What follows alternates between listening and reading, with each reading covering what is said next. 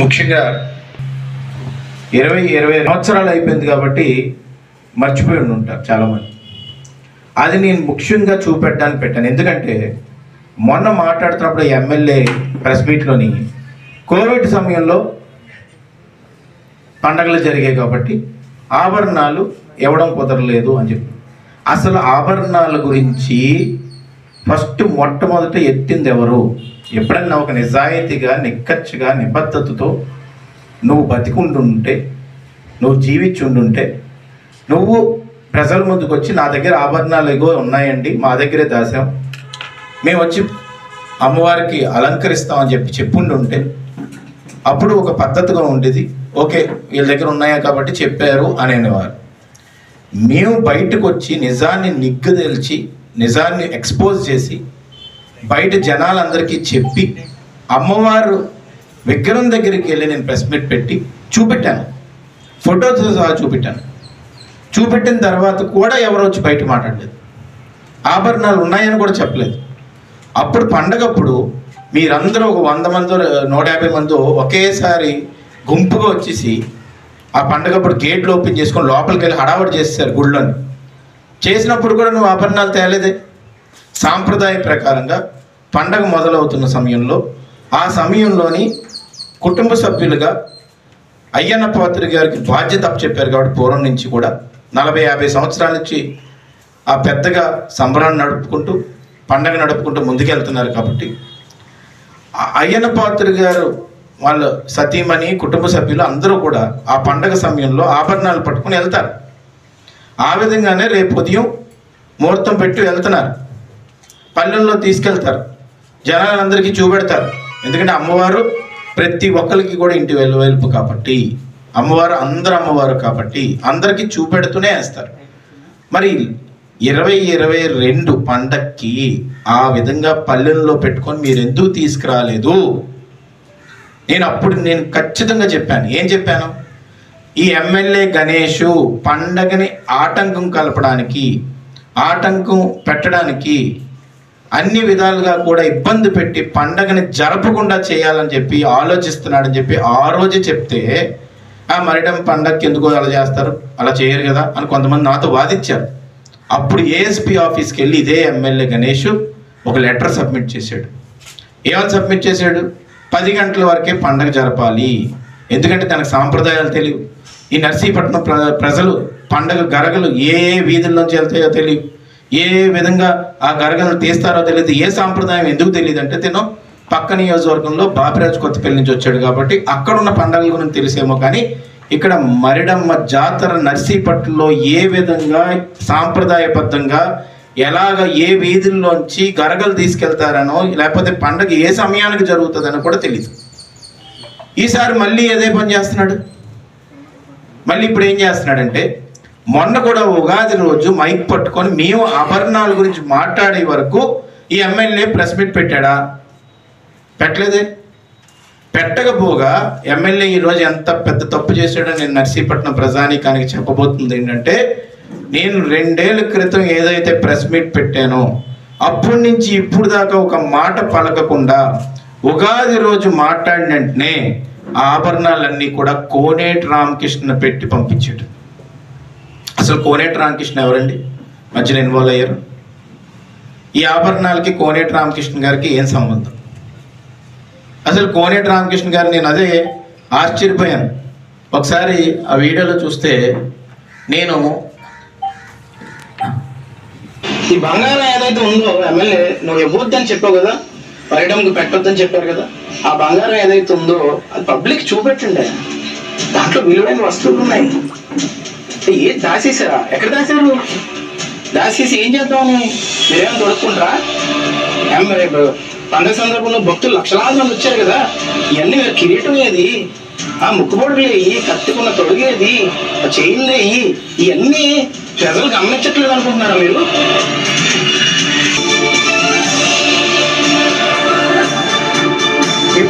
ఇప్పుడు చూస్తే April 2022 photo తీసి చూపెట్టానే. ఫోటో ఏం చూపెట్టానంటే పాత ఫోటో. అమ్మవారికి ఇలాగ ఈ విధంగా కిరీటం ఉండేది, ఈ విధంగా ముక్క పొడుకుండేది, ఇవన్నీ మీరేమైనా తోడుకుంటున్నారా, ఎందుకు తేయట్లేదని చెప్పి పండగ సమయంలో మేము అక్కడ గుడి ప్రాంగణంలో ప్రెస్ మీట్ పెట్టాం. అంటే ఇప్పటికి 2 ఏళ్ళు అయింది. 2 ఏళ్ళ తర్వాత నువ్వు ప్రెస్ మీట్ పెట్టి కోనేటి రామకృష్ణ గారిని ఎందుకు పంపించావు? ఇప్పుడు ఆ పల్లెల్లో కోనేటి రామకృష్ణ గారు మొత్తాన్ని పెట్టి వాళ్ళందరూ పక్కన ఎంతమంది చూపెట్టినా కానీ ఈయన ఆ ప్రతిదీ కూడా తీసి చూపెడుతున్నాడు. అంటే నేను క్లియర్గా చెప్తుంది ఏంటంటే నర్సీపట్నం ప్రజానికానికి, ఆ రోజు పండగ డిస్టర్బ్ చేద్దామని నువ్వు ఏఎస్పీ దగ్గరికి వెళ్ళో లెటర్ పెట్టో 10 గంటల వరకే పండగ చేయాలని నువ్వు చెప్పావు. నెంబర్ 1. నెంబర్ 2 ఏంటంటే ఈ మొత్తం ఆభరణాలు ఏవైతే ఉన్నాయి కోనేటి రామకృష్ణ దగ్గర దాసావనేది క్లియర్ కట్గా అర్థమవుతుంది. రేపు ఆభరణాల్లో ఒక్క చిన్న పీస్ బంగారం మిస్ అయినా అది కోనేటి రామకృష్ణ బాధ్యతే. ఎట్టి పరిస్థితుల్లో ఈ మాట చెప్తున్నాను. ఎందుకు నేను ఈ మాట చెప్తున్నానంటే, మీరేదో పెద్ద మనుషులుగా అప్పుడు కూడా వచ్చి గుళ్ళోకి దూసుకొని పోయి వందలాది మంది కార్యకర్తలతో దర్శనాలు చేసుకొని వెళ్ళిపోయారు, కానీ ఎవరు మాట్లాడలేదు. మొన్న ప్రెస్ మీట్లో ఎవరెవరు కోవిడ్ సమయంలో పండుగ అయిందంటే ఎవడన్నా బుర్ర తక్కువలు ఉన్నాడు, అది కోవిడ్ సమయంలో అండి. ఆ ప్రెస్ మీట్ పెట్టినప్పుడు ఎవరైనా మాస్కులు పెట్టుకుని ఉన్నామా? అందరూ ఈ రోడ్డు అంతా సంబరాలు తిరిగాం. ఆ రోజు గొడవ పెట్టారు స్టేజ్ దగ్గర పోలీసులు అందరూ వచ్చి. మణికంఠ ఏఎస్పీ ఉన్నాడు. ఇవన్నీ కోవిడ్ సమయమా? ఎన్ని అబద్ధాలు! నువ్వు ఆ రోజు లెటర్ సబ్మిట్ చేసింది నిజం కాదు, పండగ ఆపాలనుకున్నది నిజం కాదు, లైటింగ్ పెడుతున్నా ఆ లేబర్ని తీసుకెళ్లి పోలీస్ స్టేషన్ దగ్గర అరెస్ట్ చేయాలనుకున్నది నిజం కాదు. నర్సీపట్నం మొత్తం పండగ మరిడి మహాలక్ష్మి అమ్మవారు అంటే ఇంటి ఎలవేలుపు, ప్రతి ఒక్కరు సొంత దేవత పండగని నువ్వు ఆ రోజు ఆపుదాం అనుకున్నావే. మళ్ళీ ఇప్పుడు వచ్చి ఏం చేస్తున్నావు? ఎండోమెంట్స్ వారికి కంప్లైంట్ ఇచ్చి, ఏఎస్పీకి అప్పుడే కంప్లైంట్ ఇచ్చి, రేపు సంబరం రోజు గొడవలు పెడదామని ప్రయత్నిస్తూ ఇన్ని దారుణాలు చేసి అమ్మవారి పండగ మీద రాజకీయం చేసి ఏం చేద్దాం అనుకుంటున్నారు? ఇంకోటి అడుగుతున్నాను, ఈ పండగ మీద అంత ఇంట్రెస్ట్ చూపెట్టుతున్నారా మీరు?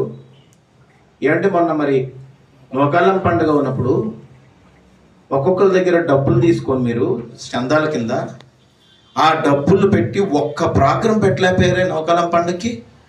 పోలీస్ పర్మిషన్ ఇవ్వలేదని చెప్పి అబద్ధాలు ఆడారు మీరు అందరూ.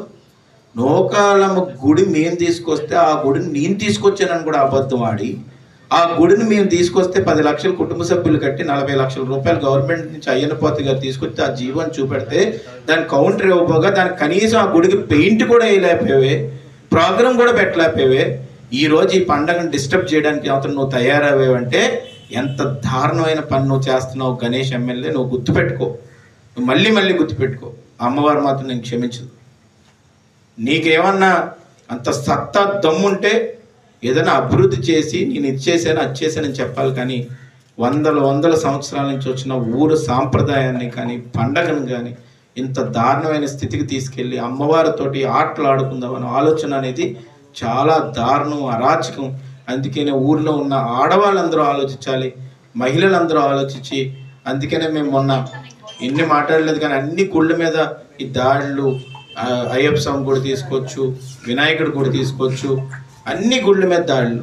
అన్న సంతర్పణ వినాయకుడి గుడి దగ్గర ఆగిపోయింది.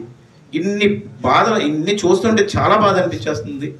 ఎందుకంటే దేవుళ్ళ దగ్గర రాజకీయాలు ఏంటి, అమ్మవారి దగ్గర రాజకీయాలు ఏంటి, బంగారాన్ని దాసేయడం ఏంటి, 2 సంవత్సరాలు 3 సంవత్సరాల నుంచి లాస్ట్ పండగ తీయపోవడం ఏంటి, ఇప్పుడు ఎలక్షన్ ముందు మళ్ళీ కోనేటి రామకృష్ణతో పంపించడం ఏంటి, ఇన్ని రోజులు ఆ కోనేటి రామకృష్ణ దగ్గర దాసి ఇవన్నీ చేయడం ఏంటి? ఇలాంటి రాజకీయం మేము ఎప్పుడూ చూడలేదండి. కాబట్టి దయచేసి నేను చేతులు జోడించి అడుగుతుంది ఏంటంటే నర్సీపట్నం ప్రజానికం అందరినీ కూడా ఈ పండగ మంది అందరం ముందుకొచ్చి జరుపుకోవాలని చెప్పి ఈ సందర్భంగా కోరుతూ, ఏం అరాచకం చేసినా ఏం చేసినా కానీ భరించడానికి మేము ఉన్నాం, ముందుండి పోరాడడానికి మేము ఉన్నాం, పండగను విజయవంతం చేసుకోవాలని చెప్పి ఈ సందర్భంగా కోరుతున్నాను. Thank you. గత చూస్తున్నాం మనం నర్సీపట్నంలో పరిస్థితి ఎలా ఉన్నదని. ముఖ్యంగా ఈ ఎమ్మెల్యే గణేష్ గెలిచిన దగ్గర నుంచి అతనికి నర్సీపట్నం ఇంతకుముందు కూడా చాలాసార్లు చెప్పాం, నర్సీపట్నం జనాల మీద కానీ నర్సీపట్నం గుళ్ళ మీద కానీ మన సాంప్రదాయాల మీద కానీ ఎటువంటి విలువ కానీ ఆపేక్ష కానీ ఎమ్మెల్యే గణేష్కి లేదు. నేను ఎందుకు చెప్తున్నానంటే ఈ మాట, అతను ఎమ్మెల్యే అయిన దగ్గర నుంచి కూడా ముందు వినాయకుడి గుడి దగ్గర ఎంతో వైభవంగా కార్యక్రమం చేసేవాళ్ళు. మా వార్డులో అన్నదానం అది చక్కగా చేసేవాళ్ళు. ఆ గుడి మీద పడ్డాడు, దాన్ని ఇండోమెంట్ చేశాడు. అక్కడ ఏ కార్యక్రమం అవ్వలేదు. ఇండోమెంట్ అయితే ఏమవుతుంది మీ అందరికీ తెలుసు, జనాలు కూడా తెలుసు. వాళ్ళు మినిమం ఏ కార్యక్రమానికన్నా ఎంత బడ్జెట్ అని పెడతారు. ఆ బడ్జెట్ మించి వాళ్ళు డబ్బులు ఇవ్వరు. మేలుకొల్పులకు వెళ్ళే వాళ్ళు వినాయకుడి గుడి దగ్గర ప్రతి ఇంటికి కూడా మేలుకొల్పులకు వెళ్ళే వాళ్ళు మీకు కూడా అందరికీ తెలుసు. తెల్లవారుజామున ప్రతి ఇంటికి కూడా వెళ్ళి మేలుకొల్పులకు వెళ్ళి దేవుడికి పటాన్ని ఇంటికి తీసుకెళ్ళి ఇలాంటి సాంప్రదాయాలన్నీ మనం పాటించుకుంటూ ఉండేవాళ్ళు. వినాయకుడు వాళ్ళ ఇంట్లోకి వెళ్తే మంచి జరుగుతుందని అందరూ అనుకుంటారు. తెల్లవారుజామున 4 గంటలు వేసి వెళ్ళేవాళ్ళు. అవన్నీ ఆగిపోయి ఇండిమెంట్కి వెళ్ళిన తర్వాత మొన్న అయ్యప్ప స్వామి గుడి చూశారు, మీరు అందరూ కూడా చూశారు. మాకు టైం ఇవ్వండి, సాంప్రదాయబద్ధంగా దాన్ని అమ్మవారు ఉన్నారు అక్కడ, అమ్మవారిని తొలగిస్తామని చెప్పేసి మేము అందరం కూడా కమిటీ సభ్యులు మేము కూడా అందరం కూడా అడిగితే ఎట్టి పరిస్థితుల్లోనూ కూడా టైం ఇచ్చి పని లేదు, ఎవడు అడ్డు వచ్చినా సరే పీక్ పారేస్తానని ఎమ్మెల్యే కూడా ప్రెస్ మీట్ పెట్టాడు రోడ్డు మీద. ఆ రోజు కమిటీ మెంబర్స్ అందరూ కూడా వెళ్ళి స్టే తెచ్చుకోవాల్సిన పరిస్థితి వచ్చింది. లాస్ట్ టైం మల్టీతల్లి పండగ ఏమైందండి, మేము అడిగిన తర్వాత పండగ అయిపోయిన తర్వాత తెచ్చి ఉత్తరం చూసాం కమిటీ మెంబర్స్ అందరూ. వస్తువులు తేలేదు, ఏమి తేలేదు. వస్తువులు తేలేదని మేము ప్రెస్ మీట్ పెట్టిన తర్వాత అప్పుడు ప్రెస్ మీట్ పెట్టాలి, వస్తువులు మా దగ్గరే ఉన్నాయి కానీ మీకు ఇవ్వం అని చెప్పారు.